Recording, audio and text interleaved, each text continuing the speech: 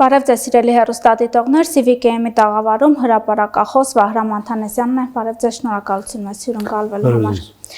Պարոն Աթանեսյան, լրացավ նոյեմբերի 9-ի եռակողմ պայմանավորվածության 5-րդ տարին, նախկին նախագահները հարցազրույց տվեցին Հայաստանի իշխանություններին մեղադրելով պատերազմ սկսելու, պատերազմը ժամանակին չկանգնեցնելու, Ռուսաստանի միջնորդության մեջ նաև որ Հայաստանն ամեն ինչ արեց, որ ռուս խաղաղապահները լքեն Արցախը, կուզեի ձեր դիտարկումները լսել։ Բարդ հարց եք տալիս։ Նախ նոյեմբերի 9-ին փաստաթուղթ անվանել համաձայնագիր ճիշտ չէ։ Դա ընդհանրապես զինադադար հաստատելու մասին հայտարարություն է, որը իր մեջ պարունակում է որոշակի տարրեր, խնդրի կարգավորման որոշակի տարրեր, բայց դա համաձայնություն չէ այն առումով, որ նույնիսկ կողմերի խորհրդարաններում վավերացում չի անցել, այսինքն իրավական ուժ չի ստացել, մաս չի կազմել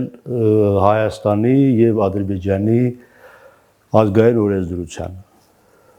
որը կվերածվեր արդեն որպես միջազգային պարտավորության։ Չկա սա հայտարարություն է, որ ընդորում ստորագրվել է հերավար եղանակով, այսինքն միշտ էլ թողնում է նման փաստաթուղթը տարընթերցման, տարընկալման տեղ։ Նույնիսկ ստորագրված փաստաթղթի շուրջ կողմերի տեսակետները շատ հաճախ տարբերվում են։ Ինչ վերաբերում է այսպես հերավար արված հայտարարության, ապա դա բնական էր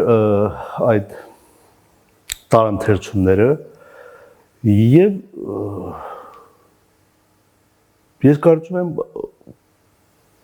խնդիրն առնում է, որ Ադրբեջանը Լեռնային Ղարաբաղ մուտք գործած ռուսական զորախմբի մանդատը չի ճանաչել։ Թե նոյեմբերի 10-ին Ռուսաստանի Դաշնության նախագահը ստորագրել է հրամանագիր Լեռնային Ղարաբաղ խաղաղապահ զորախումբ ուղարկելու մասին, Ադրբեջանը դա չի ճանաչել։ Եվ մինչև 2023 թվականի վերջին պահն Ադրբեջանի կողմը մշտապես հայտարարել է, որ ռուս զինծառայողները Լեռնային Ղարաբաղի տարածքում գտնվում են ժամանակավորապես։ Դա Ադրբեջանի սուվերեն տարածք է։ Ինչ վերաբերում է նախկին նախագահների դիտարկումներին, ապա ես նախ շատ անհարմար պահ եմ համարում երկրորդ եւ երրորդ նախագահների հարցազրույցի օրվա ընտրություն, ասենք, մեկ նոյեմբերի 7-ին, մյուս նոյեմբերի 8-ին, երբ Բաքվում զորահանդես է եւ հայ ժողովուրդը Հայաստանում ու բարավանդ Արցախից բռնատեղանված բնակչությունը հոգեբանական, այսպես բարդ ապրումների մեջ է, փորձ անել ինչ-որ բաներ ներշնչել հանրությանը, Հայաստանի քաղաքացուն, սփյուռքահայությանը, ինչ-որ մեսիջներ հղել երրորդ կողմի պատասխանատուներին, դրա համար կարծում եմ նրանք կարող է այլ ժամանակ ընտրել, նոյեմբերի վերջ, չգիտեմ, դեկտեմբեր, կամ ասեին ավելի վաղ, սեպտեմբերին, օրինակ սեպտեմբերի 23-ի օրվա արդիվ, եթե հարցազրույցները լիներ, շրջապոք ընկալելի կլիներ, եւ երրորդ հանգամանքը, որ ես կուզենայի, դա արկա ինֆորմացիայի մանիպուլատիվ մատուցումն է, նույնիսկ փորձագիտական մակարդակի մատուցում չէ, ես չեմ կասկածում, որ նրանք ունակ են, կարող են համադրել, վերլուծել եւ ինչ-որ ընդհանուր հայտարարի գա, ընդհանուր տեսակետի գա, բայց երբ ընտրվում է մանիպուլատիվ ոճը, նույնիսկ այն ինչ-որ իրականությանը ինչ-որ չափով համապատասխանում է, միևնույն է, դա չի ընկալում։ Առաջին իսկ ընկալումը բացասական է, որովհետեւ եթե ասենք երկրորդ նախագահը իր խոսքը սկսում է նայից, որ 2018-20 թվականներին Ինքան տպավորություն է ունեցել, որ Հայաստանի վարչապետը կառավարությունը ամեն ինչ անում է պատերազմ հրահարելու համար, չէ՞ առաջին ընկալումը բացասական վերաբերմունք է եւ բնականաբար հարց է ծագում։ Իսկ ինչու երկրորդ նախագահը պաշտոնապես չի հայտարարել այդ մասին։ 2008 թվականի մայիսի 8-ին քաղաքացիական պայմանագիր կուսակցության առաջնորդ Նիկոլ Փաշինյանը խորհրդարանի այսպես ասած կոալիցիոն մեծամասնությամբ ընտրվել է Հայաստանի Հանրապետության վարչապետ։ Եվ մայիսի 9-ին Հայաստանի երկրորդ նախագահը կարող էր հայտարարել, որ դա ավանտյուրա է, իրավիճակը տանում է դեպի սրացում եւ այլն եւ այլն։ Կամ ասեք մայիսին չէ Դուշանբեի Փաշինյան Ալիև հանդիպումից հետո հայտարարել 5 պատերազմից 5 տարի հետո Հայաստանի Հանրապետությանը վերագրել պատերազմ հրահարելու մեղադրանք սա ուզենք թե չուզենք մեր ցանկությունից անկախ ընկալվում է որպես ադրբեջանական խոսույթի արդարացում, որովհետև 2020 թվականի սեպտեմբերի 27-ին, երբ Ալիևը Ադրբեջանի որոշ շրջաններում եւ քաղաքներում ռազմական դրություն հայտարարելու մասին հրամանագիր է ստորագրել, այդ հրամանագրի առաջին նախադասությունը հետեւյալն է. սեպտեմբերի 27-ի առավոտյան հերթական անգամ կոպտորեն խախտելով հրադադարի ռեժիմը հայկական զինված ուժերը թիրախավորել են ադրբեջանական տասնյակ քաղաքներ եւ գյուղեր, ինչպես նաեւ ռազմական օբյեկտներ։ Այսօր ասել Հայաստան պատերազմ է հրահարել։ Նշանակում է արդարացնել Իլհամ Ալիևի ռազմական դրություն մտցնելու մասին հրամանագրի հենց այս պրեամբուլա նախաբանը։ Եվ գիտեք, այստեղ կարևոր նշանակությունն է այն, որ այդ խոսույթով մենք փակում ենք երբևիցե սեպտեմբերի 27-ի ահաբեկչական հարձակումը միջազգային իրավական գնահատականի արժանացնելու ճանապարհը, որտեղ մեզ վկայակոչելու են, մեզ ասելու նա Հայաստանի Հանրապետության երկրորդ նախագահ հայտարարում է, որ պատերազմը հրահարել է Հայաստանի իշխանությունը։ Ինչ եք ուզում միջազգային հանրությունից։ Պարոն Աթանասյան, Ռուսաստանը կարող էր կանգնեցնել պատերազմը։ Մեղադրանքներից մեկը նաև դա է, որ հոկտեմբերի մոտավորապես կեսերին Հայաստանը չի համաձայնվել ռուսական տարբերակին։ Եթե օրինակ Շուշին գրաված չլինեին, կհամաձայներ Ադրբեջանը կանգնել։ Գիտեք, ես բառ չեմ գտնում այդ վերաբերմունքը, այդ մոտեցումը բնութագրելու։ Վիրավորական արտահայտությունը չեմ ուզում օգտագործել։ Հայաստանի Հանրապետության նախկին 3 նախագահներից ոչ մեկի հասցեին։ Բայց պատերազմը կանգնեցնում է նա, ով սկսում է։ Պատերազմը թենիսի խաղ չէ, կամ շախմատ չի, որ կողմերից մեկն ասի, լավ, եկեք ոչ ոքի համաձայնենք, այն մյուսն ասի, հա, լավ, համաձայնում, եկեք ոչ ոքի գրանցենք։ Չկարում է, պատերազմը կանգնեցնում է պատերազմ սկսողը։ Ռուսաստանը չէր կարող առաջարկել պատերազմ մի կանգնեցման այնպիսի մի առաջարկություն, որը չբավարարեր պատերազմ սկսողին։ Գուցե անտեղյակություն է, գուցե ինֆորմացիայի պակասություն է, եթե այդպես է, ես թույլ եմ տալիս հուշել, որ 2020 թվականի հոկտեմբերի 8-9-ին տևած բանակցություններից հետո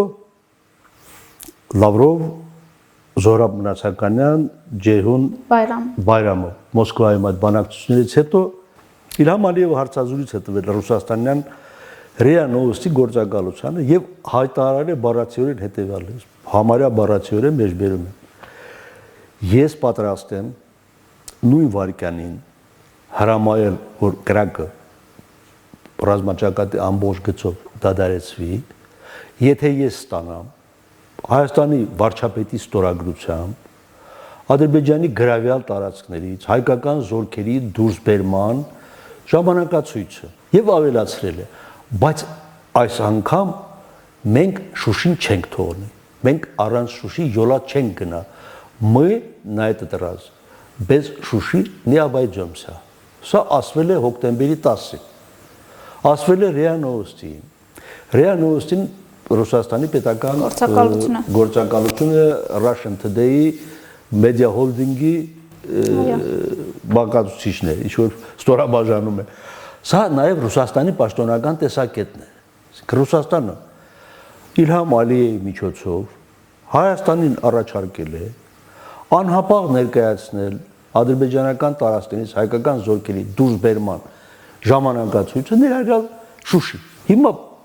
ես մի անգամ առիթ եմ ունեցել եւ ասել եմ, ինչու Զորաբ Մանսականյանը բարձաբանումներ չի տալիս։ Ջեյմու Բայրամով մի քանի օր առաջ այդ բանակցությունների մասին ինչ որ խոսում էր, այո, ինֆորմացիա է տարածել։ Այս ինֆորմացիայի հակակշիռը ով պետք է ստեղծի։ Լավ։ Վարչապետը խոստացա մինչև տարեվերջ հրապարակել, այո։ Հրապարակել ինչպես բանակցային փաստաթղթերի փաթեթը, այնպես էլ դրանց շուրջ եղած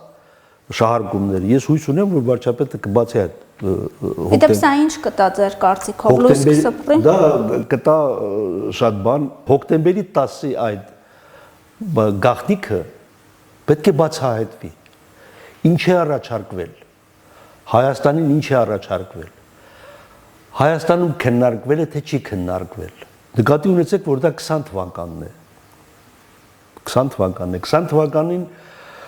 ազգային ժողովում իհարկե քաղաքացիական պայմանագիրը մեծամասնություն ուներ, բայց այդ մեծամասնությունը բացարձակ մեծամասնություն չէր։ Եթե հիշում եք, այնտեղ Լուսավոր Հայաստան խմբակցության հետ կոալիցիոն մեծամասնություն էր, գրեթե կոալիցիոն մեծամասնություն էր։ Այդտեղ ներկայ էր նաև Բարգավաճ Հայաստան կուսակցությունը, բավական ներկայանալի խմբակցության Բարգավաճ Հայաստանն է։ Եվ եթե օրինակ այդ նախագիծը, ինչ որ ես ասացի, ինչ որ Ալիևն է առաջարկել, ինչ որ Ռուսաստանն է առաջարկել հոկտեմբերի 10-ին։ Հոկտեմբերի 15-ին Իլհամ Ալիևը երկրորդ հարցազրույցն է տալիս։ Նույն ՌԻԱ Նովոստին երկրորդ հարցազրույցն է տալիս եւ այստեղ արդեն փակագծերը բացում են, որ Լեռնային Ղարաբաղում պետք է լինի երկհամայնքային հասարակություն։ Ադրբեջանցիները պետք է վերան իրենց նախկին բնակության բոլոր վայրերը։ Բնակչության համամասնությունը 88 թվականին պետք է վերականգնի 75% հայեր, 25% ադրբեջանցիներ, ու այլն եւ այլն։ Եթե այս ծրագիրը Նիկոլ Փաշինյանն ինքը ընդուներ անձամբ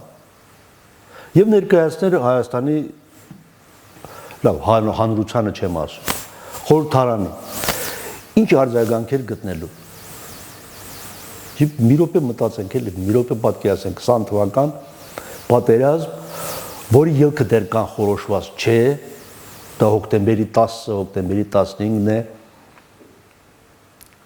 Եվ հանկարծ այսպիսի առաջարկություն։ Այս առաջարկությունը այսօրվա իրավիճակից դատելով իհարկե նախընտրելի առաջարկություն է։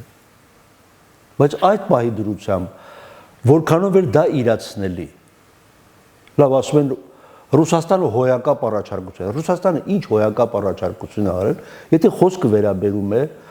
Լեռնային Ղարաբաղ ադրբեջանական բնակչության վերադարձին եւ ոչ մի կարգավիճակի մասին խոսք չկա։ Ալիևը հայտարարում է Վրաստանում մի գյուղ կա, սահմանամերձ գյուղ է, ու այնտեղ տարիներ շարունակ հայ, վրացի, ադրբեջանցի փորձագետները հանդիպել են, հիմա գյուղանուն ես մոռացել եմ։ Այդ գյուղի օրինակն է վերում, ասում է Վրաստանի տարածքում հայերը եւ ադրբեջանցիները մի գյուղում հոյակապ համակերպությամբ ապրում են։ Ինչու նրանք չեն կարող Լեռնային Ղարաբաղում ապրել։ Այսինքն կարգավիճակի հարցը բացառվում է։ Իսկ ապրում են Լեռնային Ղարաբաղում։ Համատեղ կյանքի մասին է։ Հայեր եւ ադրբեջանցիներ բնականաբար ապրում են Ադրբեջանի օրենքներով, Ադրբեջանի սահմանադրությամբ, Ադրբեջանի քաղաքացիություն պետք է ձեռք բերվեն, նրանց գույքի եւ մյուս բոլոր իրավունքները պետք է գրանցվեն այս առաջարկությունը, այս գաղափարը։ Ինչքան էլ որ դու փորձես ներփամշակված ներկայացնել 20 թվականի 2020 թվականի հայ իրականության մեջ ինչպես կարելի էր սա իրացնել, ինչպես կարելի էր դա մատուցել մի իրավիճակում ես կարծում եմ ավելի ճիշտ ենթադրում եմ որ նման առաջարկություն արվել է, որպեսզի Հայաստանում առաջանա քաղաքական ճգնաժամ, ներքաղաքական ճգնաժամ, կառավարական ճգնաժամ, եւ Ադրբեջանը օգտագործելով այդ հնարավորությունը, այդ առիթը, վերջո իրականացնել ավելի լայնամասշտաբ ռազմական գործողություններ, ներառյալ նաեւ Հայաստանի հարավը, Սյունիքը, Գեղարքունիքը եւ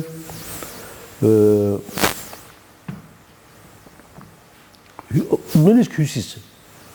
նույնիսկ Տավուշ։ Եթե դա պատերազմ է սկսել,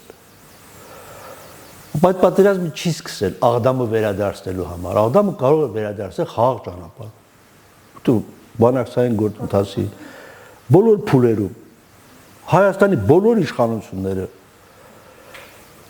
ճանաչել են, որ այդ տարածքները պետք է վերադարձվեն։ Հիմա ժամանակի մեջ երկարաձգվել է, մարդիկ փորձել են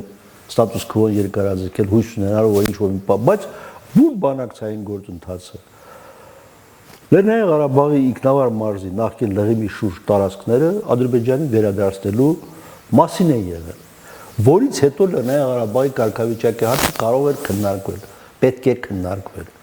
Բնականաբար 20 թվականի պատերազմական պայմաններում Ալիևը չէր նստելու Լեռնային Ղարաբաղի կարգավիճակի հարց որոշել։ Բայց պատերազմն է սկսել Լեռնային Ղարաբաղի խնդիրը մեկ առ միշտ լուծելու համար, որովհետև ես զարմանում եմ միթե Հայաստանի նախկին երկու նախագահները կամ երեք նախագահները չգիտեն կամ չեն հիշում, որ 1991 թվականի նոյեմբերի 25-ին Ադրբեջանի Գերագույն խորհուրդը լուծարել է Լեռնային Ղարաբաղի ինքնավար մարզը եւ կից գաղտնի որոշում է ընդունվել։ Արդեն իրենք Լեռնային Ղարաբաղը վերանվանել էին Վերին Ղարաբաղ։ Վերին Ղարաբաղի ադրբեջանական բնակչության անվտանգության ապահովման միջոցառումների մասին։ Իսկ երբ դու մի ռեգիոնի բնակչությունը բաժանում ես երկու մասի, ադրբեջանցիների անվտանգությունը ապահովում ես, սա նշանակում է հայերի անվտանգությունը չես ապահովում։ Այսինքն 1991 թվականի տարեվերջին ԽՍՀՄ փլուզման նախօրյակին Ադրբեջանը արդեն խնդիր էր դրել բռնատեղահանել կամ ֆիզիկական բնաջնջման ենթարկել Լեռնային Ղարաբաղի հայ բնակչության։ Առաջին Ղարաբաղյան պատերազմը այդ հարցն է լուծել։ Լուծել է Լեռնային Ղարաբաղում հայ բնակչության ապրելու, մնալու, որոշակի իրավունքներով օրդվելու խնդիրը։ Այս խնդիրը չի լուծվել, 30 տարի չի լուծվել, 26 տարի չի լուծվել։ Պատերազմի փուլում դա հնարավոր չէր լուծել։ Հիմա երկրորդ նախագահ Ռոբերտ Քոչարյանն ասում է նոյեմբերի 9-ի համաձայնագիրը փաստաթուղթը Արցախը պահելու հնարավորություններ է ստեղծում։ Այո, ստեղծում էր։ Արցախի մի մասը հայաբնակ պահելու հնարավորություն ստեղծում էր։ Բայց ինչու եւ առաջին նախագահ, եւ երկրորդ նախագահ, եւ երրորդ նախագահ նոյեմբերի 9-ը հայտարարեցին կապիտուլյացիա։ Այո, այն ժամանակ կապիտուլյացիա էր, հիմա էլ կոսմոն վերապրում։ Այո։ Բոլոր ռեսուրսները ներդրվել էին, որպեսզի Լեռնային Ղարաբաղում տապալեն նոյեմբերի 9-ի հետ քաղաքական հաշտության գործընթացը, որը տանում էր նախագահ Արայք Հարությունյանը։ Լավ չէր տանում այդ ուղեգիծը։ Կտրուկ չէր, վճռական չէր, բայց նա այդ ուղեգիծն էր առաջ տանում եւ բոլորը լարվեցին նրա դեմ, հրճակեցին դավաճան Նիկոլական, Ստեփանակերտում ձևավորվեց քաղաքական մթնոլորտ, կոնսենսուս մինուս Սամվել Բաբայան, Սամվել Բաբայանն էլ իբր Լեռնային Ղարաբաղը հանձնում էր Ադրբեջանին, կոնսենսուս նրա դեմ, եւ այդ հայրենասիրական կոնսենսուսով օգոստոսին իրականացրին իշխանափոխություն, Սամվել Շահրամանյանը Ազգային ժողովի նախագահը փոխեցին, սեպտեմբերին օգոստոսի վերջի օրը հրաժարական պարտադրեցին Արայիկ Հարությունյանին, սեպտեմբերի 2-ին Հայաստանի երկրորդ եւ երրորդ նախագահները այդ իշխանափոխությունը ողջունել են։ Մինչդեռ այդ իշխանափոխությունը նոյեմբերի 9-ի համաձայնագրի դեմ էր։ Որտեղ նոյեմբերի 9-ի համաձայնագրում գրված չի, որ Լեռնային Ղարաբաղի նրա շուրջ բոլոր տարածքների նկատմամբ հայկական իրավազորությունը պետք է վերականգնվի։ Իսկ Ստեփանակերտում Ռուբեն Վարդանյանի գլխավորությամբ ձևավորված Արցախի դիմադրության ճակատը տանում էր այդ քաղաքականությունը։ Շուշին պետք է ազատագրվի, Հադրութը պետք է ազատագրվի, Աղդամը, Լաչինը եւ Քերբաջարը վերստին պետք է Արցախի ենթակայության տակ լինեն։ Բայց Անհասկանալի է։ Հիմա նոյեմբերի 9-ի փաստաթղթի մահվան 5-րդ տարելիցին փորձում ենք ռեանիմացնել այդ փաստաթուղթ։ Հանուն ինչի, հանուն նրա, որպեսզի այդ փաստաթղթի 9-րդ կետը կատարվի։ Տրամփի ուղին որպես իրականություն չդառնա, իրենք բացահայտ ասում են, որ օրինակ 9-րդ կետով։ Եթե բացահայտ չի ասում, դրանք Վիտալի Բալասանյանն էլ ասաց վերադառնալու ենք նոյեմբերի 9-ի։ Դե գիտեք Վիտալի Բալասանյանը ժամանակին Արցախում ասում էր շուտով ռուսները Ալիևին ապտակ են տալու, մեզ մնում է իր բարերով ասեմ, մեզ մնում է թամաշա անենք, թե թուրքերը ոնց են Շուշիից եւ Հադրութից փախչում։ Մարդ նախ պետք է տրամաբանորեն խոսի։ Երկրորդ պետք է իր ասածների մեջ, իր խոսքերի մեջ հետևողական լինի։ Հետևողական, այստեղից որ սկսում ենք, այստեղ ավարտում ենք, պետք է հետևողական լինի եւ չի կարելի թույլ տալ այնպիսի իրավիճակ, երբ քո նախկինում ասած խոսքը այսօր կարող են քո դեմ օգտագործել։ Մի փոքր ավելի հետ կուզեի գնանք, երբ Սերժ Սարգսյանն օրինակ նշում է, որ եթե ինքը լիներ ղեկավարն ինչ-որ քայլեր կաներ, բայց նաև ժամանակին օրինակ այս խոսույթը կար շատ Հայաստանում, որ Սերժ Սարգսյանը Լեռնային Ղարաբաղի ռազմաքաղաքական էլիտային առաջարկել է լուծման ինչ-որ տարբերակ գնանք, բայց իրեն չեն թողել։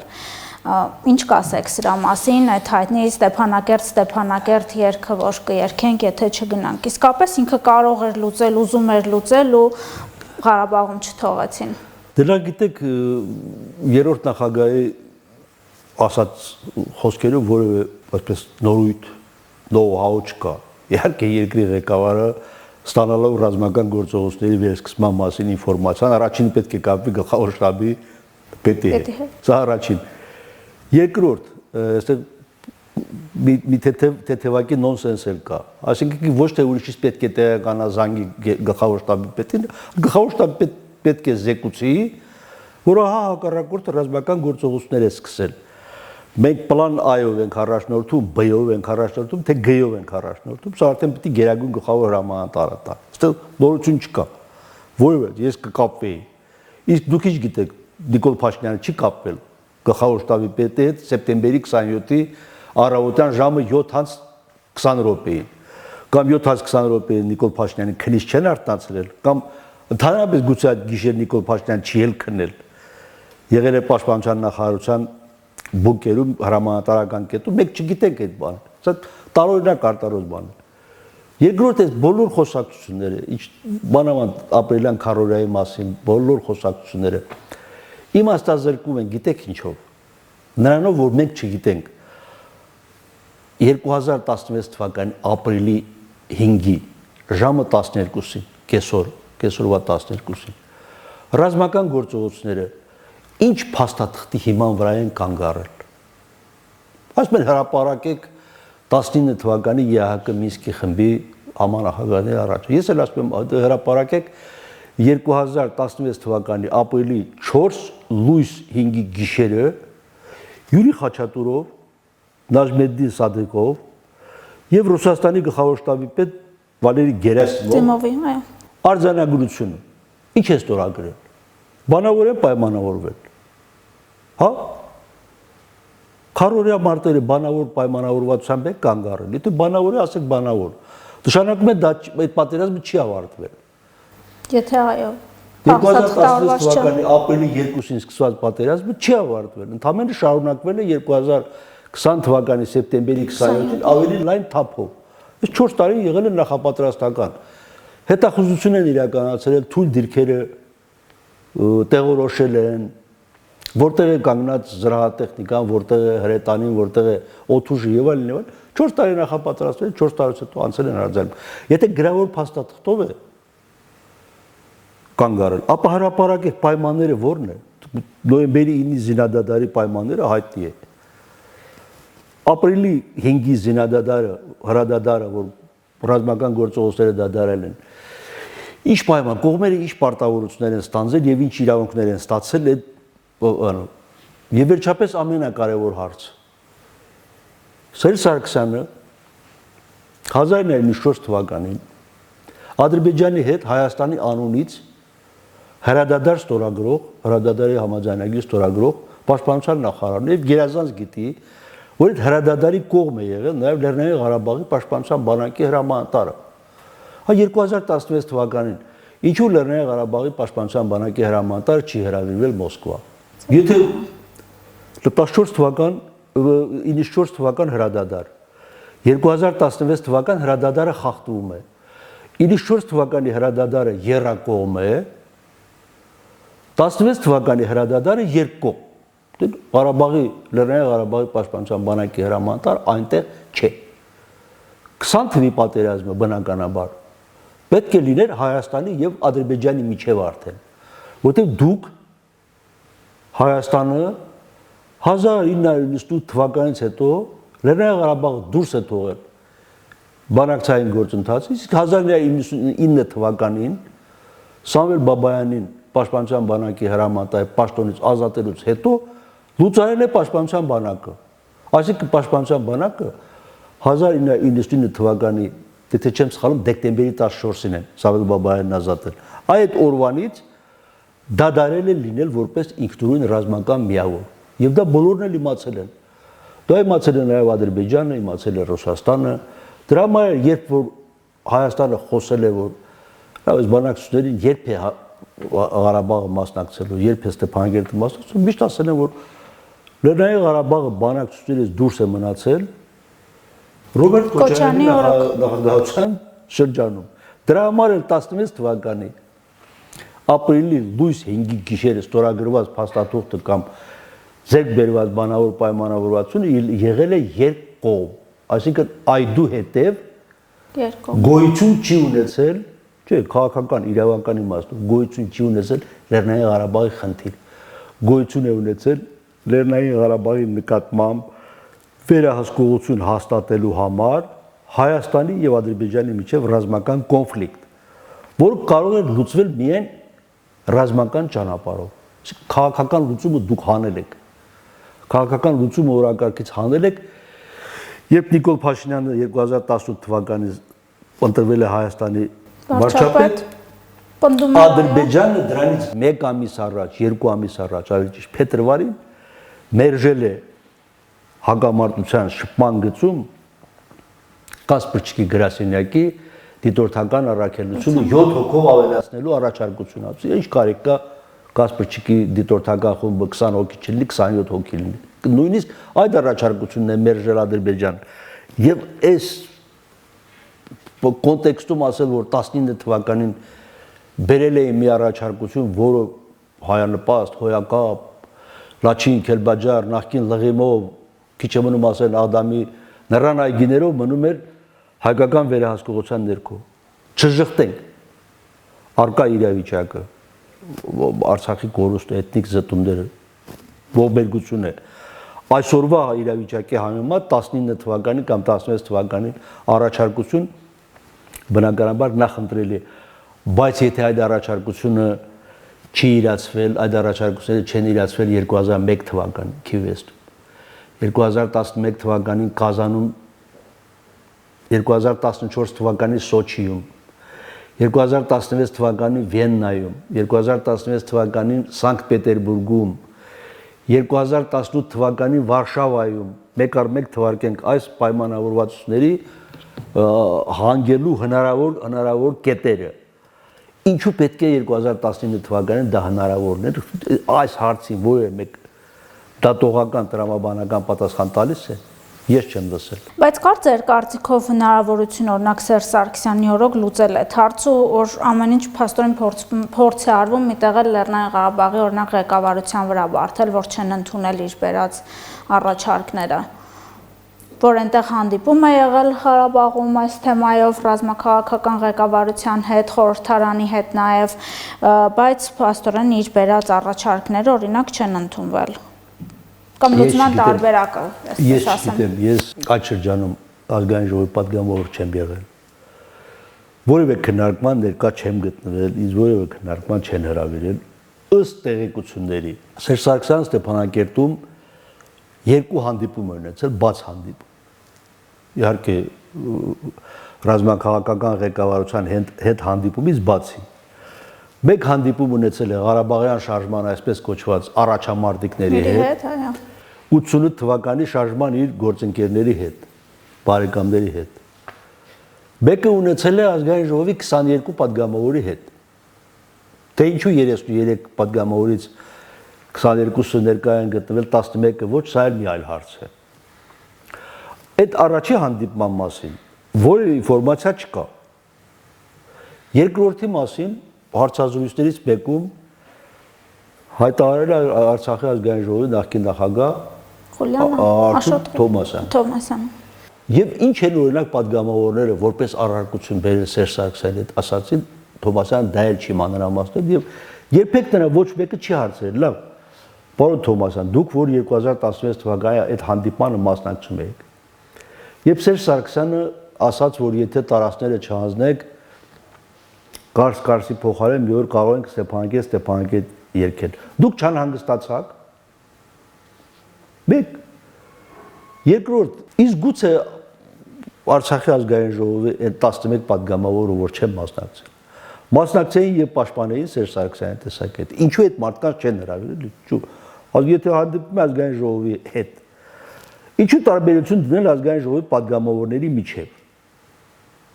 Եթե հանդիպում է Ղարաբաղյան շարժման այսպես կոչված առաջամարտիկների հետ, ապա ինչու 1990 թվականին Լեռնային Ղարաբաղից Հայաստանի Գերագույն խորհրդի падգամավոր ընտրված որոշ մարդիկ հրավիրում են այդ հանդիպմանը Սերժ Սարգսյանի հետ, որոշ մարդիկ չեն հրավիրում, օրինակ ես։ Ինչ տարբերություն իմ եւ այն Գերագույն խորհրդի այն падգամավորի, որ այնտեղ ներկայ է գտնվել։ Գիտեք տարբերությունը որն է։ Ասեմ տարբերությունը որը։ Տարբերությունն է, որ ես Արցախից եմ ընտրվել, իսկ նա Կիրովականից։ Հայաստանում է քվեարկվել, ոչ թե Արցախում է քվեարկվել։ Սա է տարբերությունը։ Հիմա եթե դուք ուզում եք պարոնայք նախագահներ, պարոն նախագահ, ուզում ես հարց լուծել, ուրեմն պետք է Ստեփանակերտում թշնաժողով անցկացնես, դարում է փակ, անվտանգության խորհրդի նիստում, Լեռնային Ղարաբաղի քաղաքական ղեկավարությանը ներկայացում է, որ իրավիճակը սա է, մենք գնում ենք հարցի այս լուծման։ Եթե դեմ եք, եթե հարցի այս լուծմանը դեմ եք, ուրեմն պատասխանատվությունը վերցնում եք ձեր վրա։ Մենք հայտարարելու ենք, որ Բակո Սահակյանը տապալեց մեր նախաձեռնությունը եւ այսուհետեւ Արցախի 150,000 մարդը իր անվտանգության համար պետք է դիմի Բակո Սահակյանին։ Ես այլևս չեմ կարող Արցախի անվտանգության երաշխավոր լինեմ։ Ցիտիկ խաղը դա ես ասացի ինքը ասաց, ես ասացի ինքը ասաց։ Լավ, հետաքրքիր։ Արցախում նախարարության վարչության պետի պաշտոնի նշանակվող մարդը Հայաստանում համաձայնեցվում էր։ Հայաստանը միջև համաձայնություն չտար, այդ պաշտոնի չէր նշանակվում, այո։ Սկզբունքային այդ աշխարհակաղակական կարևորության հարցում, որ շոշափում էր ոչ միայն Ղարաբաղի ու Հայաստանի, այլև ամբողջ Կովկասյան, Կասպյան, Սևծովյան, Մերձավոր Արևելք, կենտրոնական, հսկայական հիպերրեգիոնի շահերն է պաշտպանում, այս հարցը պետք է դրվի այն ինչ-որ նորից եմ ասում, թող վիրավորական բարեհամարից ներեն, ծտաժողովի քննարկման, ես ասել, դե հա գիտեք, ծտերը ծլվալացի, ես է որոշում չեմ ընդունում։ Սա իսկ այդ մեղադրանքը, որ օրինակ ասում եք կասկածներ ունեն, որ ովքեր որ հիմա բախվում են էլիտայից, որ որոշները Հայաստանի իշխանությունների ցանկությամբ են կարծես այնտեղ հայտնվել։ Սա ինչ մեղադրանք է, երբ օրինակ ոնց է ստացվել Շահրամանյանը։ Այսինքն ով է Հայաստանի իշխանության ցանկությամբ այնտեղ հայտնվել։ Ինքը ասաց, որ կասկածներ ունի։ Այս մարդկանց մեջ երկշարք լուսանկարներում ներկայացված անձանցից ոչ մեկը Հայաստանի իշխանության քաղաքական ուղեգծի կողմնակից չի եղել, բացառությամբ կիսով կես Արայք Հարությունյան, որը մինչև այդ վճռականություն չունեցավ լռեցնելու մյուսներին, հրաժարական տվեց, այո, եւ միանձնյա պատասխանատվություն չստանձնեց Ադրբեջանի հետ երկխոսության ճանապարհով կամ բնակչության այնտեղ մնալու հարցը, կամ ավելի տանելի պայմաններով, ավելի երկարատև ժամանակահատվածում տեղահանություն կազմակերպել, որը կուղեկցեր գույքի, սեփականության իրավունքի որոշակի փոխհատուցումները եւ այլն։ Այսինքն մնացածը բոլորը Հայաստանի նախկին նախագահների թիմակիցներն են։ Երկրորդ նախագահն ասում է Բակո Սահակյանի միջոցով ուզում է հանդիպել Արայիկ Հարությունյանին, չէ՞։ Բակո Սահակյանը իր թիմակիցն է։ Արկադի Ղուկասյանը իրենց թիմակիցներ, այո։ 1997 թվականին Ռոբերտ Քոչարյանից հետո է Արցախում նախագահ ընտրվել եւ բնականաբար փոխարինել է նրան։ Արկադի Ղուկասյանը Հայաստանում եղել է Սերժ Սարգսյանի հատուկ հանձնարարություններով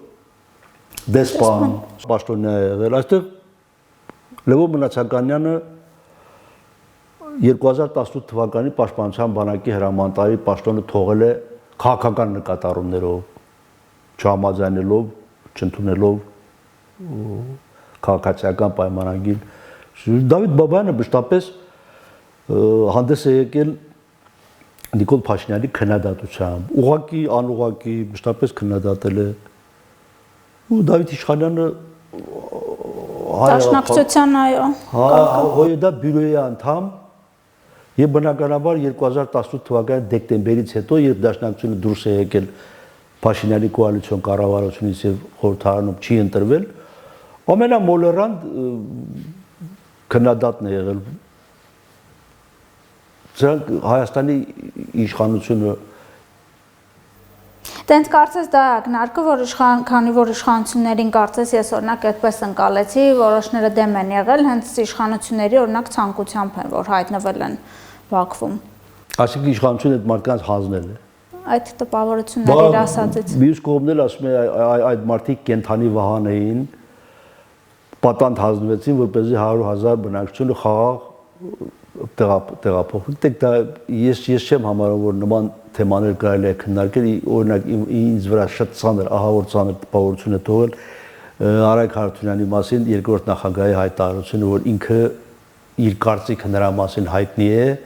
նա այնտեղ չպետք է լիներ, որտեղ որ կար։ Պարոն Աթանեսյան, ամփոփելով, քանի որ վարչապետը խոստացավ մինչև տարեվերջ փաստաթղթերը հրապարակել, մի փոքր հպանցիկ անցանք, բայց ինչ կտա այս փաստաթղթերի հրապարակումը մեր հանրության համար, ինչ կարող է սա փոխել մեր պատկերացումներում։ Իհարկե մենք արդեն պարտվել ենք պատերազմի, ունեցել ենք կորուստներ, բայց այս լույսի սփռումը օրինակ ձեր կարծիքով մի փոքր կթեթևացնի մեր վիճակը, ինչ է մեզ առաջարկվել, մենք ինչի չենք ընդունել։ Եթե բանակցային բոլոր փաստաթղթերը հրապարակվեն, ապա նախ փորձագիտական հանրությունը, վերլուծաբանները կգան այն եզրակացության, որ այն ինչ որ առաջարկվում էր որպես լուծում, դա բոլորովին Հայաստանի եւ Արցախի ժողովրդի հանրության պատկերացրած լուծումը չէր։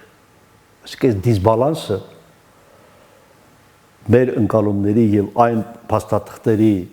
միջև փորձագիտական հանրության համար արդեն պարզ կլինի, եթե փորձագիտական հանրության ընկալումները եթե գրագետ տրանսլացվեն, փոխանցվեն հանրությանը, ապա հանրությունը առաջին հերթին ես կարծում եմ կորուստի ցավի հետ չի հաշտվի իհարկե, դա ես կարծում եմ երբեք էլ տեղի չի ունենալու, բայց գիտակցումը, որ իրավիճակի այս ընթացքը ոչ թե 2018 թվականի մայիսի 8-ին է սկսվել, այլ այդպես եղել է։ Նիկոլ Փաշինյանը կարող էր կանխել, գուցե կարող էր, բայց որ այդ ընթացքը տանում էր դեպի ռազմական բախում եւ ռազմական բախման դիմակայելու մեր ռեսուրսները անհամեմատելի են հակառակորդի ռեսուրսների հետ, ոչ միայն ռազմական առումով, բոլոր առումներով, դիվանագիտական, քարոզչական, տեխնոլոգիական, տեղեկատվական, բոլոր առումներով մեր ռեսուրսները անհամատեղելի են եղել Ադրբեջանի հետ։ Սա ինչի է կբերի։ Սա պետք է բերի այն սթափ գիտակցության, որ խնդիրը լուծում է ոչ թե գեղեցիկ ճառախոսությամբ, պրակտիկ գործերով։ Եթե այսօր Հայաստանի սահմանամերձ բնակավայրում դպրոց է կառուցվում եւ այնտեղ ծնված երեխայի ծնողը չի մտահոգում, որ այ 6 տարեկան է երեխա որ լարանա, որտեղ է տանելու դպրոց։ Ասեք, Գիրանցից տանելու եմ Նոյեմբերյան, չգիտեմ Աճարկուտից տանելու եմ Իջևան։ Այս հարցերը սոցիո-հոգեբանական տիպ են կերտում։ Վստահ մարդու կերպար այսօր Հայաստանը ունի, Հայաստանի գերխնդիրը այսօր։ Եվ միշտ էլ այդպես է եղել իմիջիայլոց, ոտքի տակ հողը զգացող մարդու կերպարն է։ Այսինքն մարդ, որ իրեն պատկերացնում այս հողի վրա, ոչ մի ոտքով այստեղ է, մի ոտքով Կալիֆոռնիա։ Հիմա Երևանում հանդիպես խոսում է կամ իր գնալու մտադրության մասին, կամ պատմում է, որ ծնողներն են այնտեղ, կամ ծնողները 60 տարեկից անց են եւ այստեղ իրենց բնակարաններում ապրում են միայնակ, Իսպանիայից, չգիտեմ, Կալիֆոռնիայից, Ռուսաստանից, Ֆրանսիայից իրենց զավակների նյութական օգնության հաշվին։ Սա հայրենիք չի։ Սա արդեն կեցավայր է։ Որպեսզի հայրենիք լինի, այս երկրի մարդը պետք է իրեն զգա որպես հողի վրա արժանապատիվ, գիտեք, վիճակն այնպեսին է, երբ որևէ մեկը, որևէ մի բլոգեր, չգիտեմ, Facebook-յան օգտատեր ինֆորմացիա է գրում, որ Երևանի կենտրոնում 10 ադրբեջանցիներ կան, Երևանը խոճապ է բարձրանում։ Այսա բանակցային փաստաթղթերի հրապարակումը եւ այս դիսկուրսը օգտակար է լինելու, պետք է օգտակար լինի, որպեսզի մարդիկ 10 ադրբեջանցու որում այն էլ Իրանի քաղաքացիների, այո։ Երևանում ներկայացումից խոճապի չմատնում, որովհետեւ Երևանը գետո չի, Հայաստանը փակ վանդակ չի։ Հայաստան պետք է լինի երկիր, որտեղ ազատ մուտք ունեն բոլոր հարևանները եւ Հայաստանի քաղաքացին պետք է ազատ մուտք ունենա իր հարևան բոլոր երկրներ։ Այսօր չէ, վաղը չէ, մյուս օրը վերջո երկրի ապագան դրանով է պայմանավորված։ Եվ ի վերջո կկոտրվի բանը, չէ, այդ կարծրատիպերը կկոտրվեն, օրինակ ասենք, որ դե 1997 թվականին Լևոնը Ղարաբաղը հանձնում էր, ինքը չկարողացավ, Նիկոլը եկավ իր գործը շարունակեց եւ ավարտին հասցրեց։ Հրապարակայնացումը նա չի, որ ասեք դրեք վարչապետը դնի Facebook-յան իր էջում եւ ասեք հրապարակայնությունը նշանակում է ծավալել քննարկում։ Եվ ամենակարևորը բանակցային գործընթացին տալ քաղաքական գնահատական։ Հստակ քաղաքական գնահատական, որ այստեղից սկսել ենք, այս փուլում վրիպել ենք, այս փուլում արդեն կոպիտ շեղվել ենք, դիմացել ենք միջազգային հանրությանը, որը բերել է աղետալի հետևանքների մի շղթայի,